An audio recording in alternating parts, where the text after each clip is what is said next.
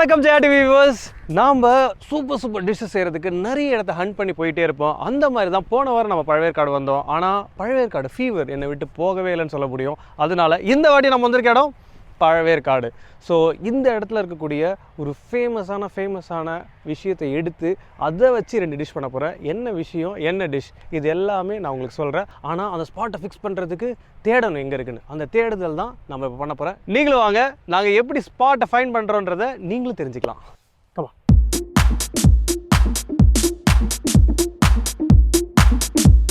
சூப்பரில் எல்லா இடத்துலையும் தண்ணி இருந்தாலும் நடுவில் ஒரு தீவு. அந்த தீவில் இவ்வளோ செடியே பார்த்தீங்களா டிஃப்ரெண்ட்டாக இருக்குது. அந்த சைடு பார்த்தா முள் இருக்குது, இந்த சைடு பார்த்தா சவுக்கு இருக்குது, இந்த சைடு பார்த்தா சப்பாத்தி கல்லி இருக்குது.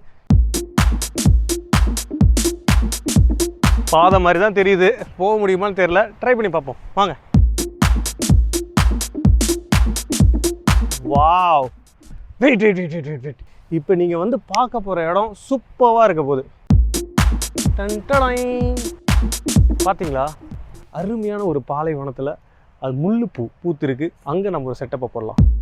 வாவ், லொக்கேஷனை பாருங்களேன் எப்படி இருக்குது. பாலைவனத்தில் பூத்து விரியும் நந்தவனம்.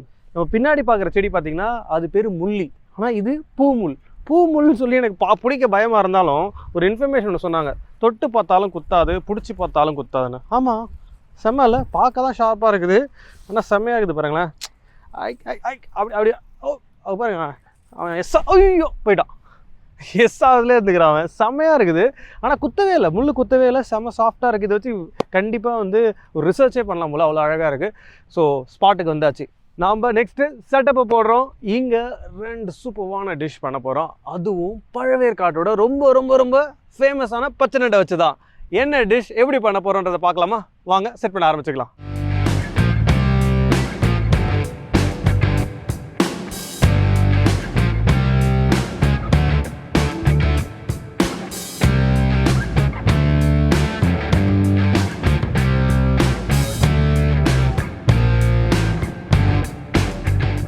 யார் பார்த்தீங்கள்ல, இவன் தான் நம்மளோட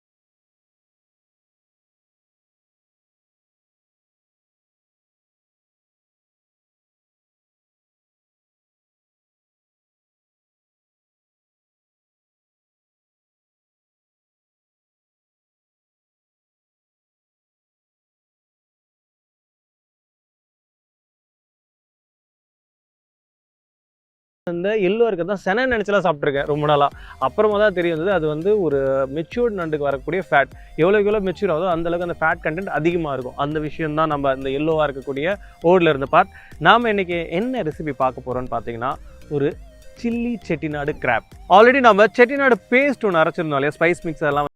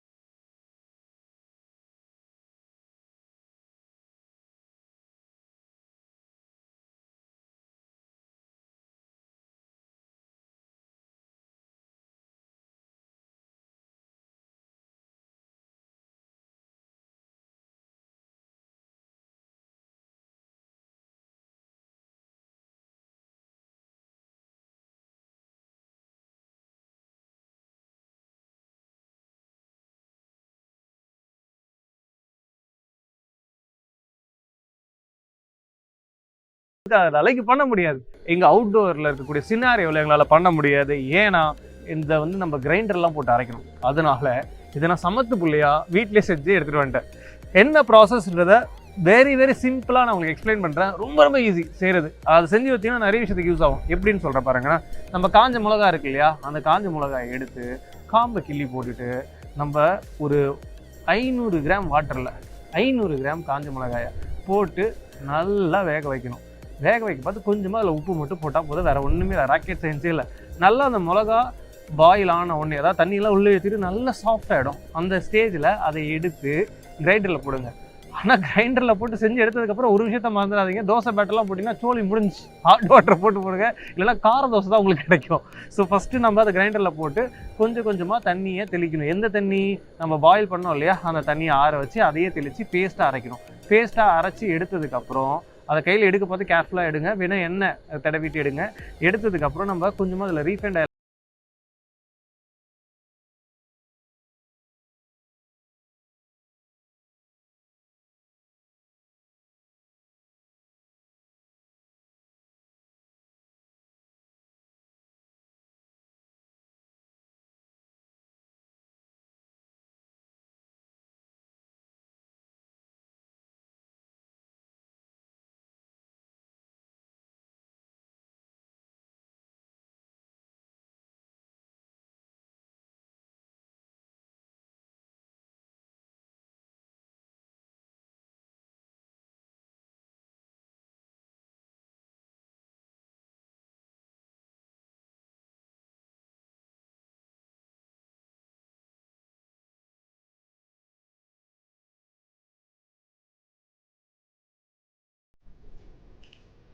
கருவேப்பிலை போட்டதுக்கப்புறம் இதை நல்லா நம்ம வதக்கிக்கலாம். எந்த ஒரு சீ ஃபுட் டிஷ் பண்ணாலும் கண்டிப்பாக கொஞ்சம் சீரகம் சேர்க்க பார்த்து அதோட டேஸ்ட்டே டிஃப்ரெண்ட்டாக இருக்கும். ஸோ கொஞ்சமாக இதில் சீரகத்தை ஆட் பண்ண போகிறோம்.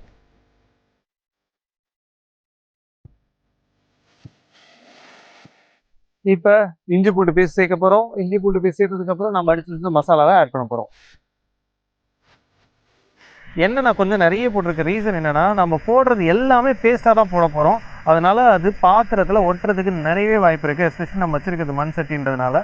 ஸோ அதுக்கு தகுந்த மாதிரி நம்ம கொஞ்சமாக எண்ணெய் அதிகமாக சேர்த்துருக்கோம், வேறு எதுவும் இல்லை.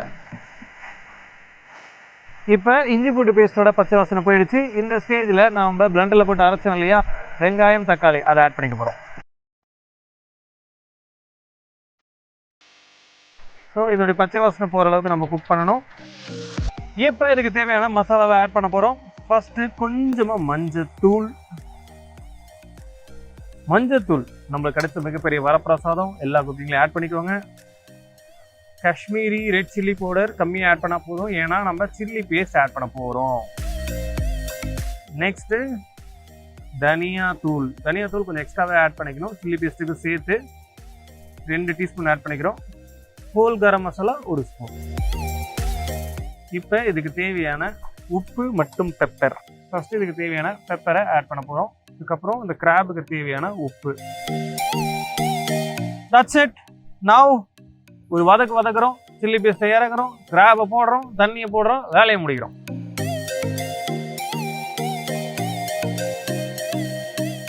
ஓகே, இதோட பச்சை வாசனை போயிடுச்சு. இந்த ஸ்டேஜில் இதுக்கு தேவையான chilli paste, the man of the match, main ingredient of the dish, அவர் இறக்க போகிறோம். இவ்வளோ சில்லி பேஸ்ட் போடுறேனே காரமாக இருக்காதான் நீங்கள் நினைக்கலாம். கிராப், அதுவும் செட்டிநாடு சில்லி கிராப் ஸ்பைஸியாக தான் இருக்கணும், அப்போ தான் டேஸ்டியாக இருக்கும். போடலாமா? ஓகே, சில்லி பேஸ்ட்டை ஆட் பண்ணியாச்சு. இப்போ நம்ம இதையும் சேர்த்து ஒரு கலவையாக ரெடி பண்ணிவிட்டு நண்டை உள்ளே போகிறதுக்கு முன்னாடி தனியாக அந்த ஃபேட்டை வச்சுருந்தால அவனை லைட்டாக போட்டு குக் பண்ணிவிடுங்க. அதுக்கப்புறம் நண்டியும் போட்டு இந்த மசாலாவில் நல்லா ஒரு பெரட்டிட்டு அப்புறம் தண்ணி ஊற்றி குக் பண்ணால் அருமையாக ரெடி ஆகிடும். ஃபஸ்ட்டு இந்த ஃபேட்டை நான் அதில் ஆட் பண்ணுறேன். அதாவது ஓடுக்கு மேலே இருந்தது. ஸோ இப்போ நம்ம உடச்சி வச்சுருந்த நண்டை இதில் ஆட் பண்ணிக்கலாம். இந்த க்ளா, அதுக்கப்புறம் புட்டு போட்ட நண்டை அழகாக உள்ள போட்டுட்டு ஒரு பெரட்டிட்டு தண்ணி ஊற்றி இவனை மூடி போட்டு குக் பண்ண போகிறோம்.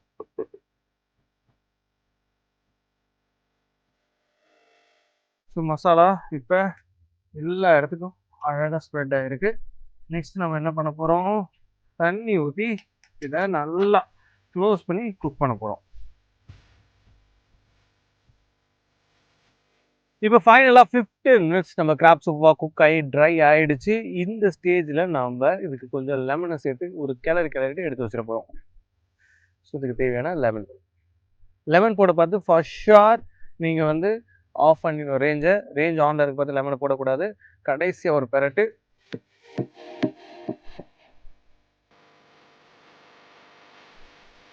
கிளா பார்த்தீங்களா செம்மையாக வெந்துடுச்சு. ஸோ கிளா பார்த்தாலே உங்களுக்கு தெரியும். கிளா பார்த்தீங்களா செம்மையாக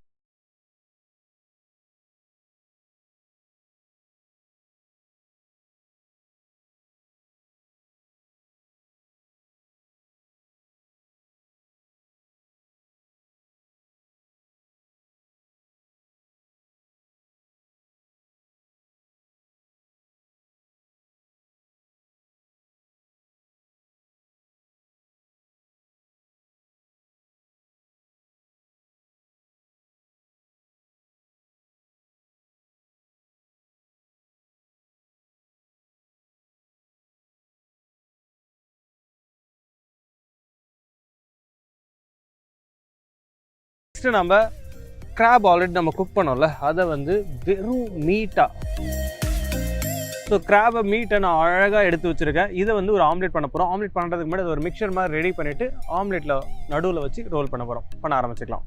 ஸோ ஃபஸ்ட்டு நம்ம ஒரு கிராப் மசாலா ஒன்று ரெடி பண்ண போகிறோம். அந்த மசாலாவை தான் நம்ம வந்து எக்கு ஆம்லேட்டுக்குள்ளே வந்து ஸ்டஃப் பண்ண போகிறோம். அதுக்கு கொஞ்சம் நம்ம எண்ணெயை ஆட் பண்ணிக்கிறோம். எண்ணெயை ஆட் பண்ணதுக்கப்புறம் இதுக்கு தேவையான பச்சை மிளகா, கருவேப்பிலை.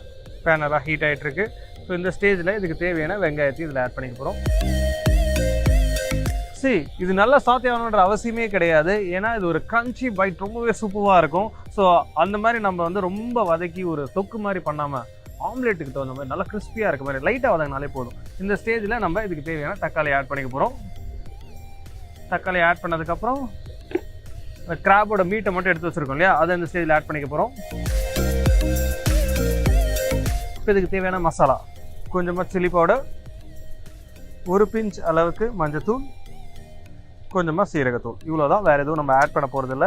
அண்ட் இதுக்கு தேவையான சால்ட், பெப்பர். அஃப்கோர்ஸ் சால்ட் சேர்க்க பார்த்து முட்டையில் ஆல்ரெடி நம்ம உப்பு சேர்த்துருக்கோம், அதை ஞாபகத்தில் வச்சு சேர்த்துக்கோங்க. இப்போ நம்ம இதை வதக்கிக்க போகிறோம். ஸோ நம்ம முன்னாடியே அந்த தொக்கு செஞ்சு வச்சுருந்தோம் இல்லையா சில்லி கிராபோடது, அது கொஞ்சம் யூஸ் பண்ணோன்னா அந்த டேஸ்ட் என்ஹான்ஸ் பண்ணும். ஸோ அதனால் நான் அது கொஞ்சம் யூஸ் பண்ணிக்க போகிறேன்.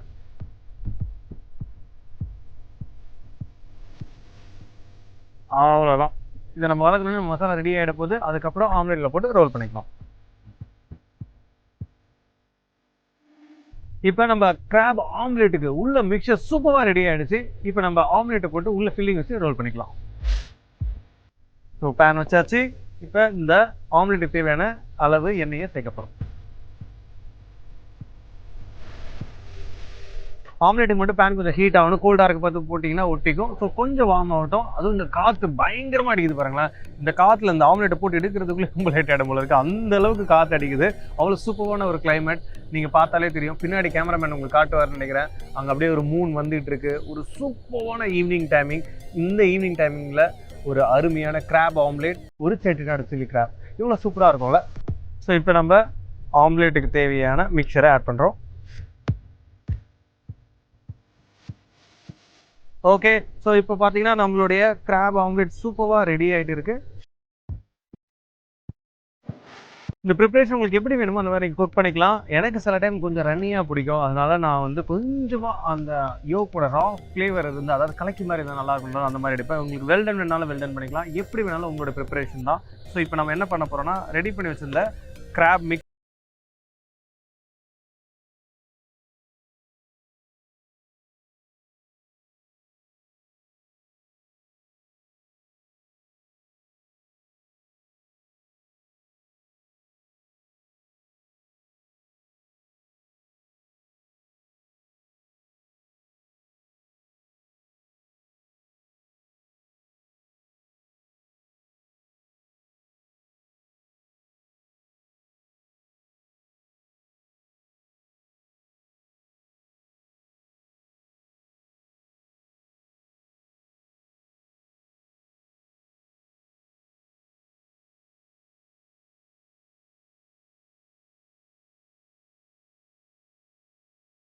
அப்படி இல்லைன்னா இன்னும் சூப்பராக இருக்கும். ஆனால் ப்ராசஸ் என்னமோ சேம் தான். ஒரு அட்டகாசமான crab omelette ready. So next என்ன பண்ண போகிறோம், இந்த கிராப் ஆம்லேட்டையும் நம்ம செஞ்ச செட்டிநாடு சில்லி கிராப்பையும் வச்சு டேஸ்டிங்.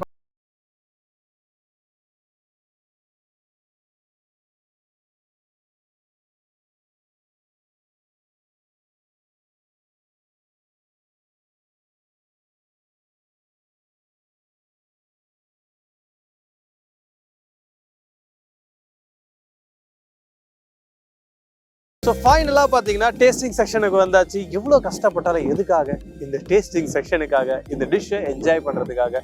ஸோ அந்த டைம் இப்போ வந்துருச்சு. இப்போ பார்த்தீங்களா இந்த முட்டை தான் வந்து கிராப் மாதிரி இருக்குது. அதுக்கு மேலே பார்த்தீங்கன்னா கிளாஸ்லாம் ஒரு குக் பண்ணி செட் பண்ணி வச்சா அந்த கிராப் எப்படி இருக்கும் அந்த மாதிரி இல்லை. ஃபஸ்ட்டு நம்ம கிராப் ஆம்லெட்டை டேஸ்ட் பண்ணுறோம், அப்புறமா செட்டிநாடு கார்லிக் கிராப்பை டேஸ்ட் பண்ண போகிறோம். வாவ், இங்கே பாருங்கள், க்ளோஸில் காமிச்சா தான் அது உங்களுக்கு தெரியும். அதனால் இங்கே பாருங்கள், உள்ளே ஃபுல்லாக கிராப், வெளியில் ஒரு முட்டை கோட்டிங். ஆஹா, அப்படி இருக்குல்ல.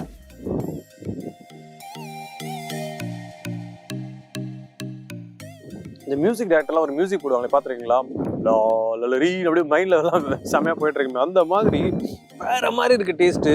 பிகாஸ் ஆம்லெட், கிராப்பில் போட்டிருக்க மசாலாஸ் எல்லாமே சேர்ந்து ஒரே அவுட்ஸ்டாண்டிங்காக இருக்குது.